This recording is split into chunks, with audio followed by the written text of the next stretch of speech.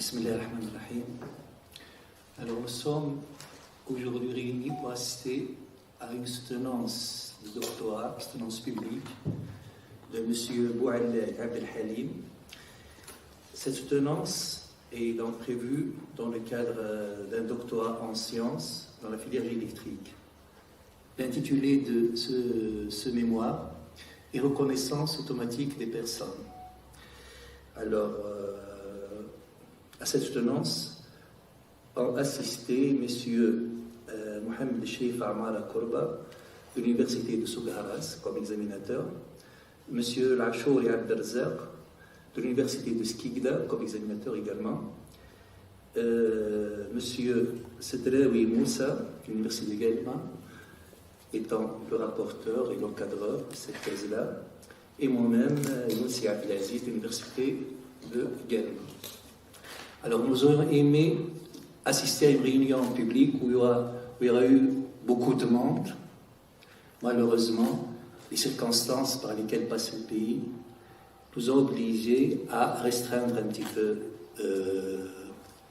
le climat et le déroulement de cette soutenance. Donc sans trop tarder, je passe la parole au prochain docteur, Inch'Allah, Boualeb. Alors vous avez une vingtaine, entre 20 et 30 minutes pour exposer l'essentiel de vos travaux.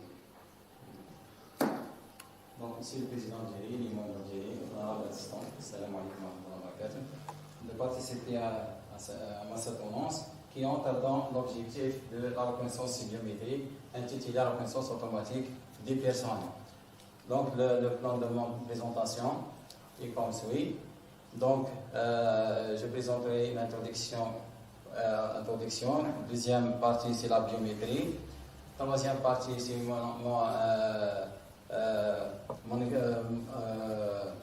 mon travail qui est la biométrie du visage. Et par la suite, la méthode proposée où j'ai introduit ici la méthode de Weberface et le LBP, les deux critères LBP-LBQE. Avant-dernière, mes résultats et discussions, et je termine mon travail par une conclusion et perspective. Dès la naissance des finances électroniques et des commerces électroniques et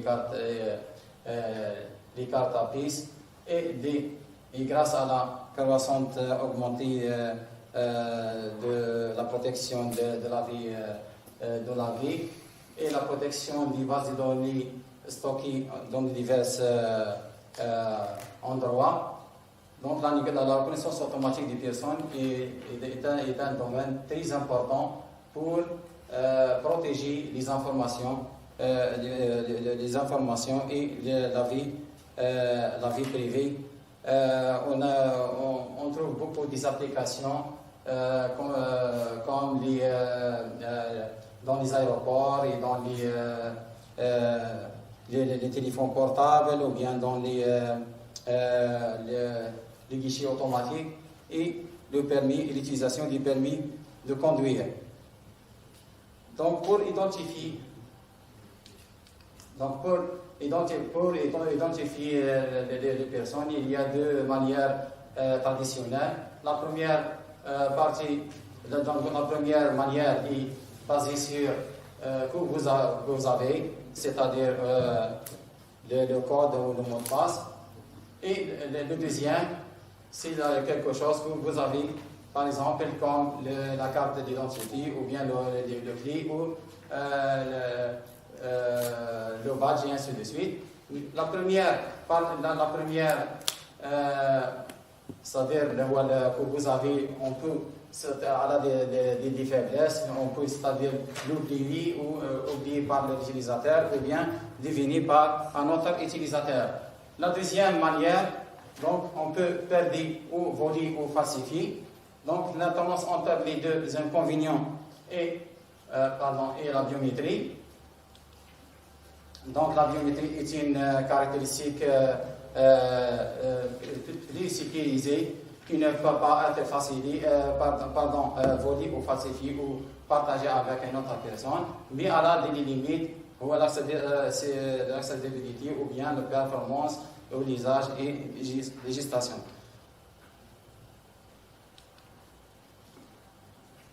Donc, maintenant, c'est quoi la biométrie? La biométrie est une science qui cherche à identifier les êtres humains suivant leurs caractéristiques physiologiques ou bien comportementales et biologiques.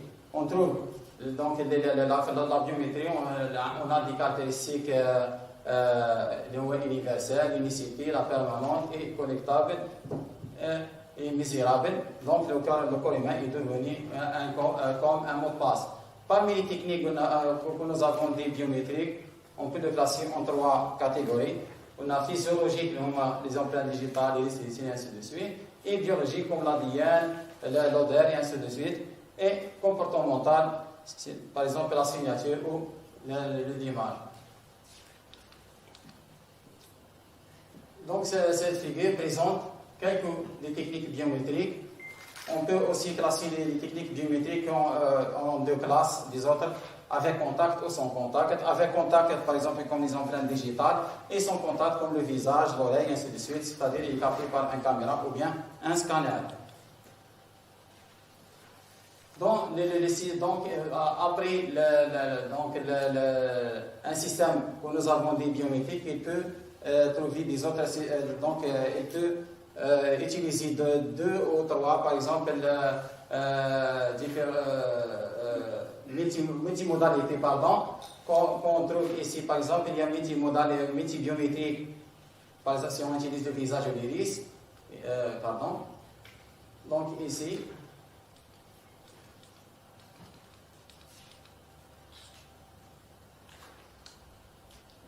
on a aussi les multi-instants. Généralement, si on capture par exemple un visage et après par exemple 15 jours, on prend le même visage, donc multi-instant, multi-échantillon, comme ici l'iris gauche et l'iris droite, multi-capteur, par exemple si vous avez par exemple une caméra ou bien un scanner, ou bien ici comme un capteur de 2D ou 3D, et multi-algorithme, si on utilise par exemple 2 algorithmes différents, par exemple 2 neurones, et l'ACP, et ainsi de suite. Donc, pourquoi l'utilisation de la biométrie? Généralement, on utilise la biométrie pour faciliter le mode de vie, contrôler la population, par exemple, dans les tranquillités, par exemple, des supporters dans les stades, ou l'accès, par exemple, dans les aéroports, et ainsi de suite, et éviter aussi la fraude. Donc, la figure suivante présente quelques des applications qu'on peut utiliser dans notre vie. Un système de reconnaissance des visages est constitué de 3 parties essentielles. On a ici le pré-traitement.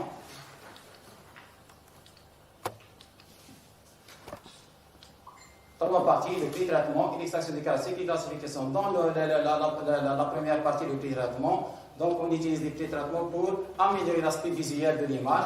Dans la deuxième partie, il y a l'extraction des caractéristiques, c'est-à-dire on extrait les caractéristiques qui représentent la forme biométrique.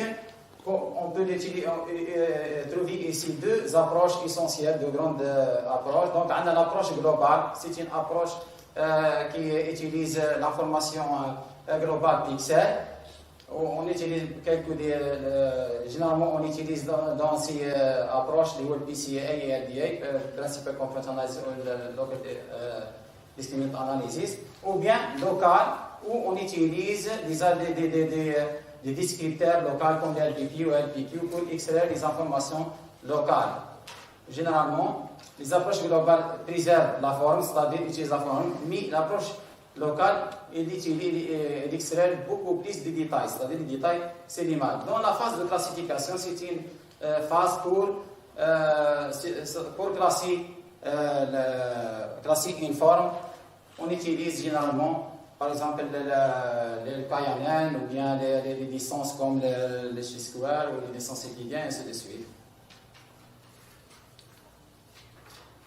Un système de reconnaissance des visages, on peut trouver quelques défis, donc dans le système de reconnaissance des visages, on trouve deux manières de reconnaître le visage. On peut trouver l'authentification qui est le même vérification, c'est-à-dire 1 par 1. Donc, c'est-à-dire le système a accepté ou rejeté le visage, la forme biométrique.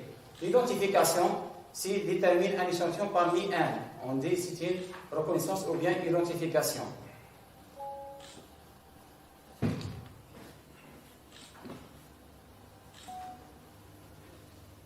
tel système de reconnaissance des visages, on trouve beaucoup de difficultés. Généralement, lorsqu'on utilise des méthodes classiques de dit qui n'a pas de contraintes, généralement on utilise des bons taux de reconnaissance. Mais si le visage il est muni elle a des difficultés comme par exemple la variation de pose où l'être humain est capté d'une manière frontale et par la suite par exemple latérale ou bien orienté par une angle par exemple de 30 degrés ou bien 50 et ainsi de suite.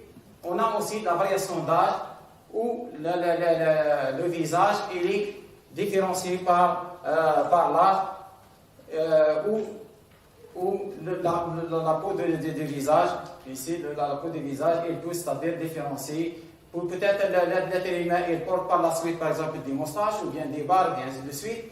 On a la variation d'expression où l'être humain il est joli, peut-être il est dégoût, peut-être il est stress et ainsi de suite. On a aussi une autre difficulté, l'occultation partielle du visage, où l'être humain il est muni, par exemple, par exemple ici, lunettes de soleil, ou bien d'un foulard, on dit aussi c'est une occultation, on peut le dire occultation partielle, c'est-à-dire en haut ou bien en bas.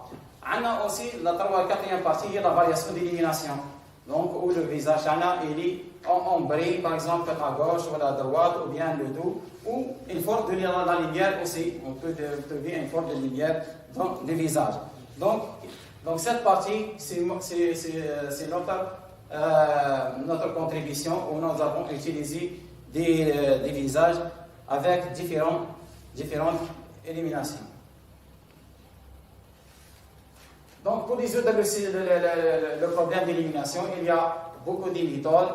Les deux grandes techniques, ce sont les techniques d'amélioration de l'image, c'est-à-dire qu'on utilise des méthodes où on améliore l'aspect visuel de l'image, telle que l'histogramme utilisation, donc qui est donné par cette formule, où le x, y, c'est de l'image, g au niveau de degré, un g nombre de niveau de degré et un nombre de pixels, donc c'est-à-dire pour augmenter l'aspect visuel de l'image.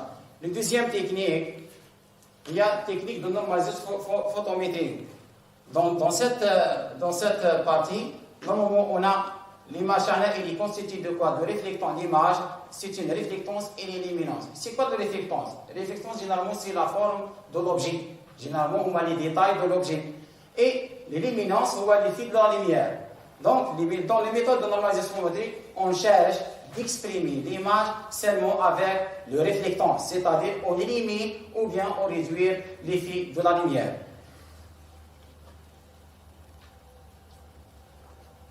Donc pour cela, nous avons proposé une méthode qui est basée sur la méthode de Weber-Face et en utilisant aussi les descripteurs locaux et locaux où nous avons ici,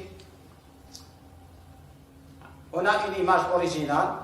On applique la méthode Robestified Weber-Face, qui est la méthode Robestified Weber-Face, il est constitué au début, en appliquant sur l'image, la méthode, si il y a contrast equalization avant et après l'utilisation du Weber-Face d'origine.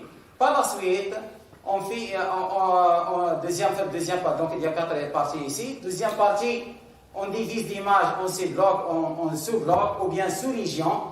Et en appliquant à chaque région le descripteur LBP ou bien le descripteur LPQ pour extraire les informations, pour extraire l'histogramme de chaque région.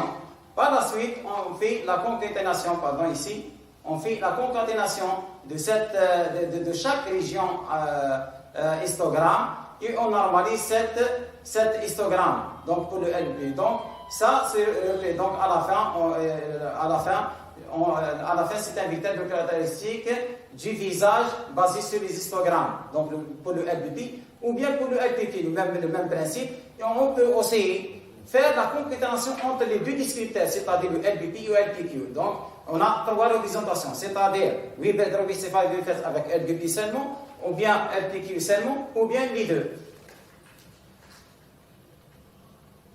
Donc le descripteur LBP, c'est quoi? Le descripteur LBP, le local binary pattern, il est introduit par Ojola en 1996, mais réellement il a été utilisé en 2004 en traitement d'image. Généralement, il est basé sur les pixels voisins. Donc ici, donc, pardon.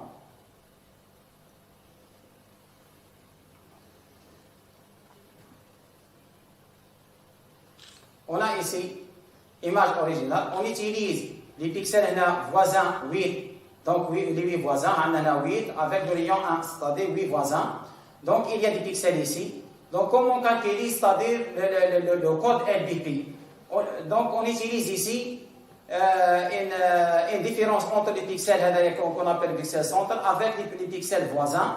Si la différence entre x voisin moins x centre est supérieure à 1, on met ici 1, il est là, pardon. S'il est inférieur à supérieur à 0, donc 1, et s'il est inférieur, donc c'est un 0. Par la suite, on fait cette code. Il est 1, 0, 1, 1, 1, 0, c'est un code binaire. Donc c'est le binaire ici, binaire. Par la suite, on calcule le décimal du binaire. Donc, il est, par exemple, dans cet exemple, il y a 140. Donc, c'est une prochaine représentation. Donc, le LBP, c'est une représentation spatiale. Par la suite, donc, la figure est présentée. Par la suite, on utilise l'histogramme de cette représentation pour utiliser par la suite dans la classification ou représenter le visage lui-même.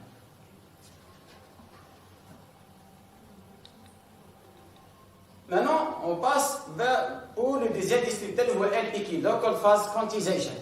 LPQ permet d'améliorer la classification étant le best ou artériel généré par différentes formes de flux. Généralement, il est basé sur le flux. Donc, c'est un opérateur fréquentiel.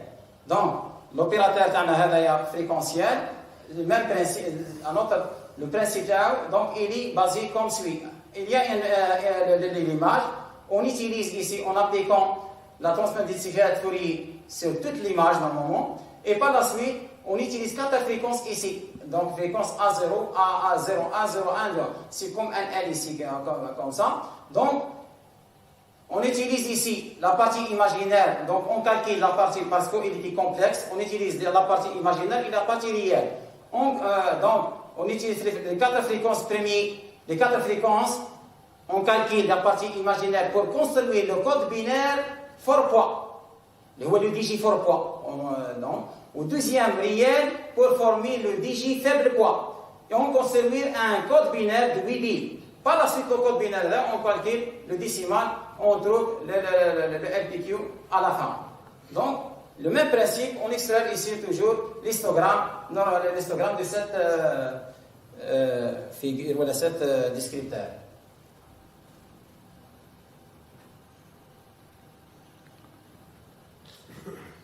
Donc la méthode que nous avons utilisée est la méthode Weber-Face qui est basée sur la loi de Weber qui dit la variation entre deux pixels sur le même pixel il est toujours constant. Donc I égale à delta I sur I. Donc l'algorithme de Weber-Face est comme suit. Donc au début on utilise le filtre gaussien. Donc on prend une image originale et on applique le filtre gaussien pour lisser l'image et par la suite on utilise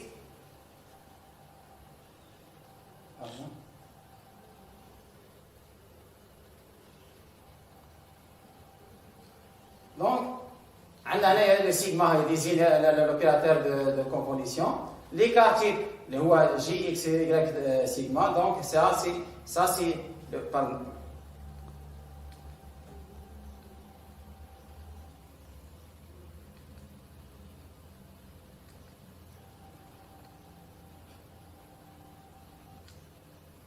Donc ça c'est le filtre gaussien. Le WLD, le Weber Local Descriptor, est calculé comme suit parce que c'est quoi le F'? C'est une variation de l'image complète, c'est-à-dire la dérivée de la fonction d'Anna, la dérivée de l'image, c'est-à-dire il est basé sur delta I sur I, moins delta ici est mis sur l'image complète divisé par la même image, où A ici, elle est entre moins 1 et 1 parce qu'il donne des valeurs supérieures à moins 1 et 1, on normalise ces valeurs.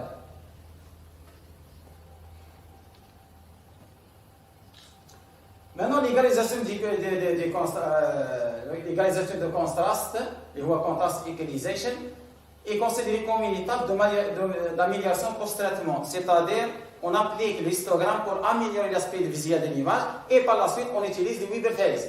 Donc il est donné par les deux formules, formule 1 et 2, où A est désigné un exposant qui permet de réduire les fils des grandes valeurs, c'est-à-dire s'il y a une discontinuité ou bien des valeurs de pixels changent brusquement. Donc on utilise cette technique pour éliminer ou réduire avec l'effet de discontinuité sur l'image. Tout désigne un seuil qui permet de tranquiller les grandes valeurs, c'est-à-dire le même principe, parce qu'on a fait le début la formule ou le deuxième. Pour la formule 1, il y a avec A, ou le deuxième avec cette taux. Donc c'est les deux étapes en même temps pour le même objectif.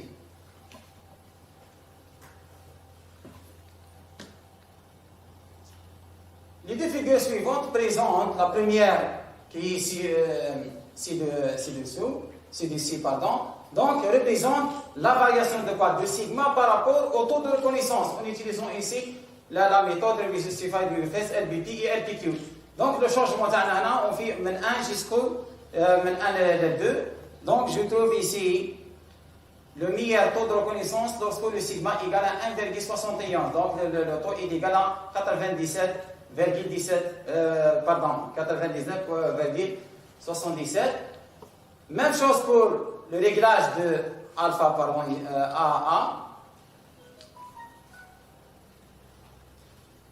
C'est la variation de A par rapport au taux de reconnaissance où nous avons trouvé un intervalle entre 0,3 et 0,5.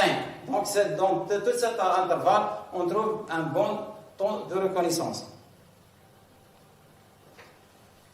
Maintenant, pour évaluer nos résultats, nous avons utilisé 3 bases de données. La base de données Yalabi et la base de données Yalabi étendue et la base de données AR.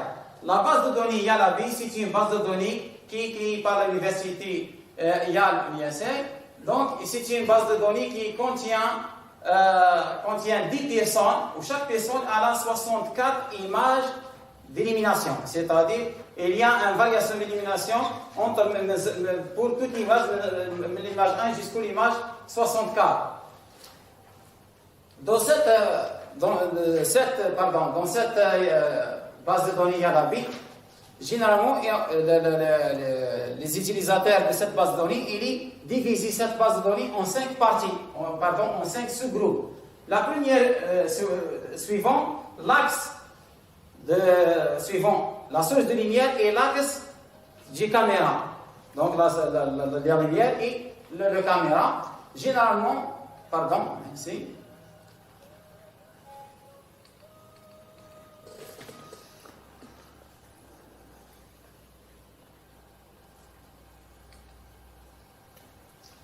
On trouve ici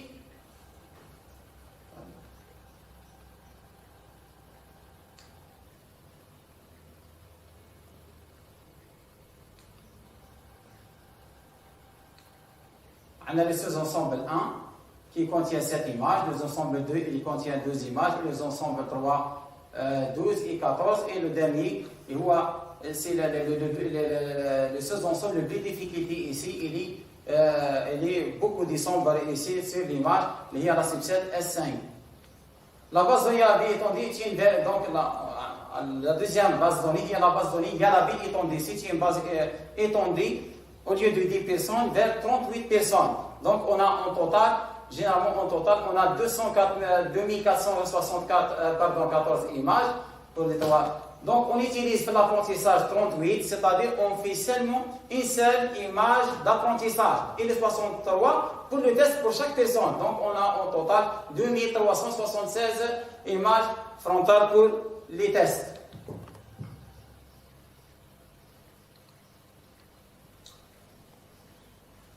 Dans cette figure, je présente dans cette figure la variation. Donc, on a une image originale.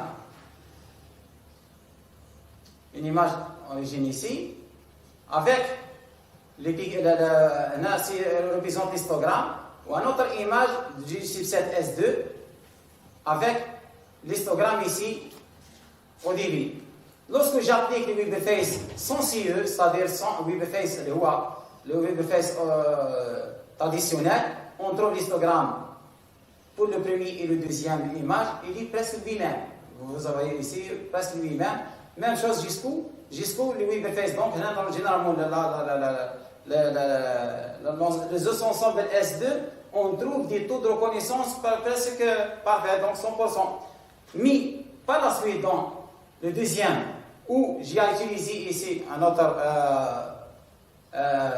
image, où il y a le fil de lumière sur la partie droite.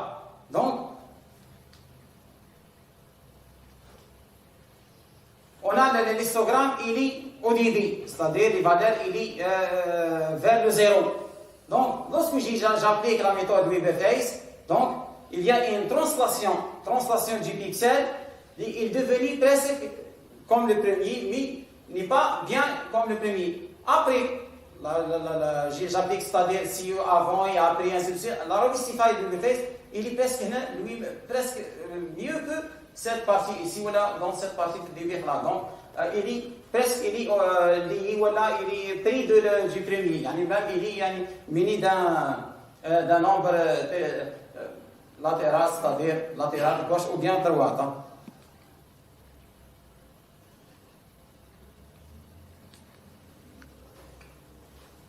Même chose ici, on a notre chipset qui est le S4, aussi le même, on visualise ici les mêmes remarques. On a fait chipset, on a S4 aussi, on trouve où le sombre est très élevé par rapport au premier, on trouve à la fin ici l'histogramme presque, lui-même. Voilà, et il dit par rapport à ça, ce n'est pas ça.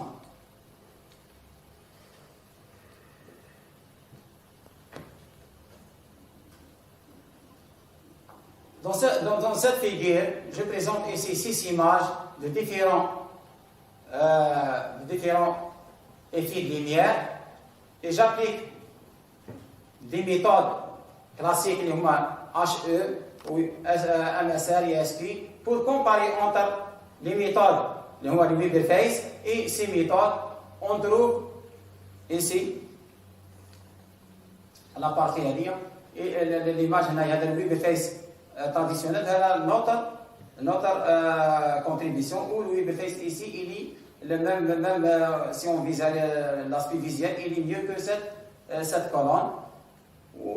Donc, on a ici, c'est le WeberFace avec le LBP, LPQ, mais généralement l'aspect visuel n'est pas bien, mais on n'utilise pas ici le LBP, LPQ, l'aspect visuel, on utilise l'histogramme. Donc, il n'y a pas un sens ici pour la visualisation ici. Non? Donc, c'est la méthode de WeberFace. Pour tester les résultats de notre méthode, nous avons utilisé 6 expériences avec différentes combinaisons de caractéristiques. On a le Mystify WeberFace avec LBP 8.1, 8.1 c'est-à-dire les voisins, ou le Mystify WeberFace avec LBP 8.2, donc c'est une deuxième rectangle, le 8.2, c'est le même LBP mais avec le rayon 2.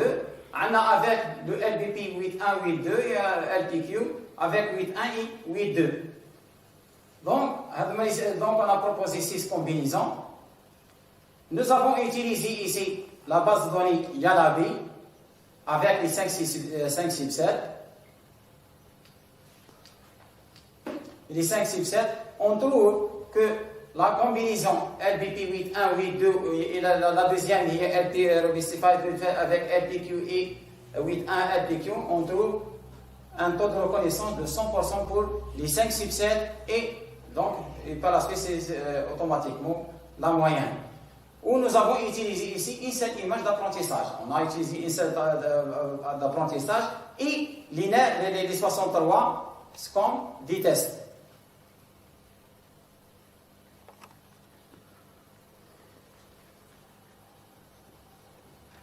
Dans le tableau ci-contre, nous avons testé, nous avons comparé notre méthode avec des méthodes existantes, des méthodes récentes ici, où nous avons trouvé ici, dans nos méthodes, un taux de reconnaissance de 100%. Comparant avec les autres, on trouve des taux presque atteint vers le 100%. Par exemple, la méthode CDWT, elle a un taux de 99,86. Il est près de 100. Donc, même les méthodes allemandes, elle a trouvé des bons résultats. Mais ces méthodes, elles tombent par la suite lorsqu'on utilise la base de données YALAB étendue, qui est très difficile. Donc, les résultats exploitent sur la base de données YALAB ici. Donc, nous avons utilisé les 6 combinaisons avec une taille de l'image de 120 x 120, testé sur les 5 subsets, où nous avons trouvé un bon résultat ici, le 99,77 qui est en rouge. Où nous avons utilisé ici la taille, les dimensions de notre taille de l'image de 10 x 10. Donc, dans cette partie, le tableau suivant, ci-contre, présente une comparaison entre nos méthodes, le lumière et le WebFace, lorsqu'on utilise le WebFace avec LPQ ou bien avec le 8.1 et 8.2. Donc, on a abouti ici, on a réussi à un taux ici, 79,77 qui est auparavant. Aussi, on trouve ici que dans la partie, le subset 4, il n'y a aucun résultat ici de 100%, seulement nous avons ici un 100% ici et ici, où la size d'image est égale à 182 et ainsi de suite, 168. Même chose, on a réussi à un taux de reconnaissance de 99,02 dans la subset 5. Ici, pardon. Donc, nous avons comparé les méthodes avec 79,81, ou les meilleures méthodes de LGH et JDMPE qui trouvent 99,37 et 99,49.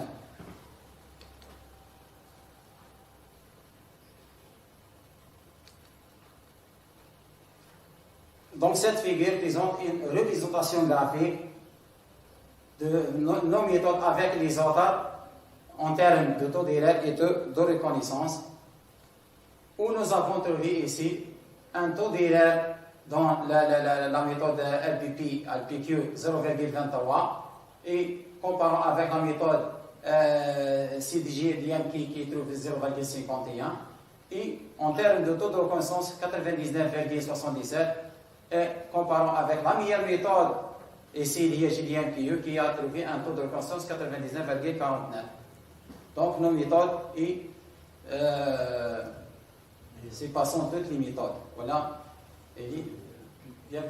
Pour tester nos méthodes, nous avons utilisé autre base de données qui, ce n'est pas seulement l'élimination, mais aussi munie des expressions et des équations partielles où l'être humain est porté de lunettes de soleil ou bien les foulards ou bien qu'on appelle occultation, c'est-à-dire occultation partielle ici. La base de données, donc la base de données AS, c'est une base de données qui est par l'université de Purdue en USA. C'est une base de données qui contient 126 personnes. Chaque personne a 26 images capturées avec deux sessions différentes. Les deux sessions différentes, il est différencié par 14 heures. Chaque séance, ou bien chaque personne contient, on a dit, 13 images.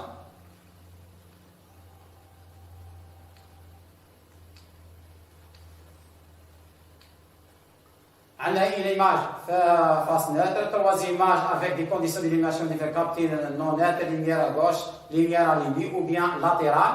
Troisième image avec disposition de souris polaire également. Troisième image où l'ICG porte des lunettes de soleil occultation supérieure.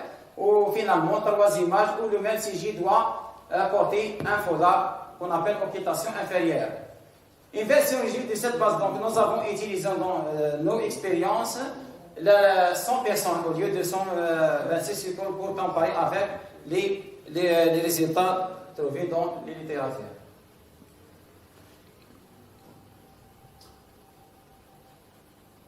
Donc ce tableau présente une répartition des images de la base de données sur nos protocoles que nous avons utilisés. Où j'ai utilisé ici 4 protocoles.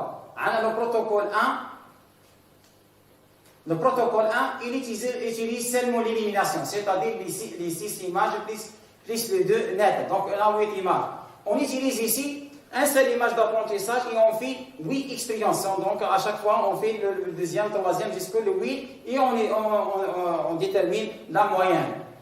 Le protocole 2, ici, le protocole 2 utilise les expressions, l'élimination, les nettes de soleil et l'écharpe ou bien les foulards. Le troisième, le P3, il utilise aussi l'expression l'élimination, ou les nettes de soleil et l'écharpe, mais il utilise les 2 sessions, session S1 et S2. Là, on utilise toutes les sessions, mais il y a séparément des sessions ici. Même chose pour le P4 aussi, P3, pardon, il utilise élimination d'expression et lunettes de soleil et l'écharpe, mais il utilise les images, pardon, ici, les images, pardon, avec des sessions S1 et S2. Il y a un autre, le protocole P4, il utilise seulement le déguisement. Le déguisement élimination. Que veut dire déguisement? C'est-à-dire lorsque l'être humain est porté de lunettes de soleil ou bien l'écharpe. On dit c'est un déguisement ici. On a déguisement ou déguisement élimination. Déguisement, il utilise 4 images seulement, c'est-à-dire où l'être humain est neutre avec porte de lunettes de soleil ou bien l'écharpe. Lorsqu'on dit avec élimination, c'est-à-dire les deux qui en élimination avec les portes, l'être humain, les lunettes de soleil ou bien l'écharpe. Donc le protocole 1, on a le premier protocole implique uniquement l'expression à l'élimination. Le tableau ci-contre présente nos résultats comparant avec les autres méthodes où nous avons réussi à un taux de reconnaissance qui est en rouge, soit 97,04 et toutes nos expériences elles dépassent tous les résultats comparant avec les méthodes MGSMR qui est égal à 91,4, donc un taux très élevé par rapport à les autres méthodes. Généralement, donc, l'image ici, les 8 images d'élimination seulement ici. Le protocole 2, aussi, on a utilisé l'expression d'élimination, occultation en partant les lunettes du soleil, ou la occultation en partant un foulard. Donc, ici, il y a normalement ici, il y a 2 protocoles, P2A et P2B. Pour le P2A, on utilise 2 images d'apprentissage, où les tests fait les 4 parties. On trouve ici un taux de reconnaissance pour nos méthodes, il est donc 98,50 qui est supérieur à les autres méthodes. On trouve ici pour l'élimination un taux de reconnaissance de 100% qui est notre contribution. Donc, pour l'élimination, on a trouvé un bon résultat. Donc, qui m'indique que notre méthode Regressified Double Face, il est méthode très satisfaire le problème d'élimination. Même chose ici, le même protocole, mais avec une autre taille, 164-120. On trouve aussi toujours l'élimination 100%. Et en total, pour les 4 expériences, on a trouvé 97,11 comparant avec la méthode WLGCP qui trouve 86,83.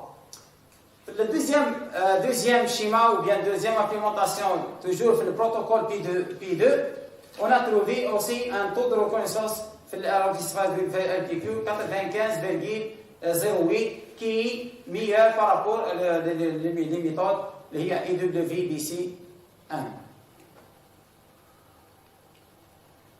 Dans la troisième expérience sur la base donnée toujours à R, on a le protocole 3. Même chose sur le protocole P3, on a utilisé deux schémas, c'est-à-dire deux sous-protocoles, le P3A ou P3B. P3BA utilise une seule image nette de la session 1, ou le second voit deux images nettes des deux sessions, c'est-à-dire l'apprentissage avec une seule image ou bien avec deux images. Où nous avons trouvé ici un taux de reconnaissance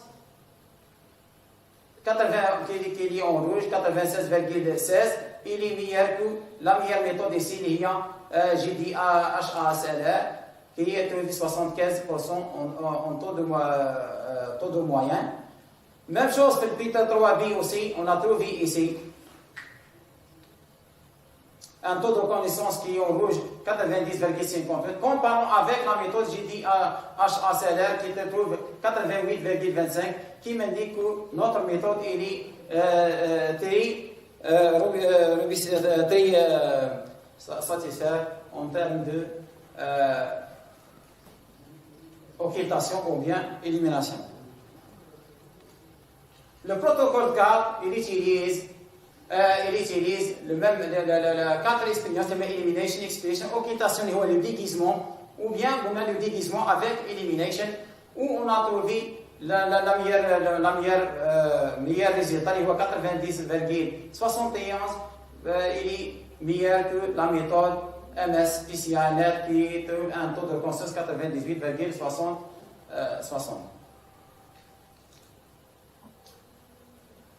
Donc, en conclusion, donc, les techniques exploitées par la méthode proposée dans le cadre de ma thèse sont principalement axées sur les techniques de normalisation illimitée qui invariante d'extraction des caractéristiques, où nous avons utilisé le descripteur LBP qui extrait les informations spatiales et le descripteur LPQ qui extrait les informations fréquentielles en combinant ces méthodes pour construire un vecteur de représentation discriminante entre eux, c'est-à-dire pour un bon classement.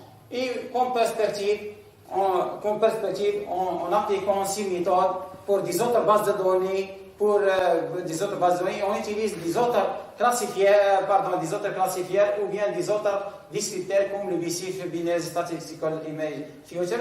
Pour même chose, on applique ces méthodes pour les variations des poses ou bien les occultations, parce que nous avons utilisé seulement ces méthodes pour l'élimination, mais par la suite, on applique aussi les occultations ou bien les poses. Merci pour votre attention.